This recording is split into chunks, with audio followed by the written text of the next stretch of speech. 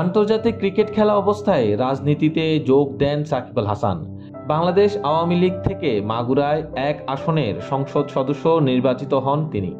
রাজনীতিতে নাম লেখানো, সংসদ নির্বাচন করা এবং জুলাই অভ্যুত্থানের সময় নীরব ভূমিকা পালন করায় সমালোচনার মুখে পড়তে হয় তাকে।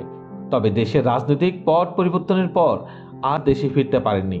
ঘরের মাঠ থেকে লাল বলের ক্রিকেটকে বিদায় জানাতে চেয়েছিলেন, তাও শেষ পর্যন্ত হয়নি। তার বিরুদ্ধে হয়েছে একাধিক মামলা। তবে এত কিছুর পরও নিজের সিদ্ধান্তের পক্ষে অবস্থান নিলেন সাকিব। সম্প্রতি দেশের একটি ইংরেজি দৈনিককে দেওয়া সাক্ষাৎকারে সাকিব বলেন, তার রাজনীতিতে আসার সিদ্ধান্ত ভুল ছিল না এবং এখন যদি আবার নির্বাচনে অংশ নেন তবে তিনি জিতবেন। রাজনীতিতে যোগ দেওয়া প্রসঙ্গে তিনি বলেন, দেখুন, আসল কথা হলো রাজনীতিতে যোগ দেওয়া যদি আমার ভুল হয়ে থাকে তাহলে ভবিষ্যতে যেই রাজনীতিতে যোগ দিক না কেন সেই ভুল করবে। সেটা ডাক্তার হোক, ব্যারিস্টার হোক, ব্যবসায়ী হোক, যেই রাজনীতিতে যোগ দিক না কেন সেটাই ভুল হবে। কিন্তু রাজনীতিতে যোগ দেওয়া যে কোনো নাগরিকের অধিকার এবং যে কেউ তা করতে পারে। মানুষ আপনাকে ভোট দিক বা না দিক সেটা তাদের ব্যাপার।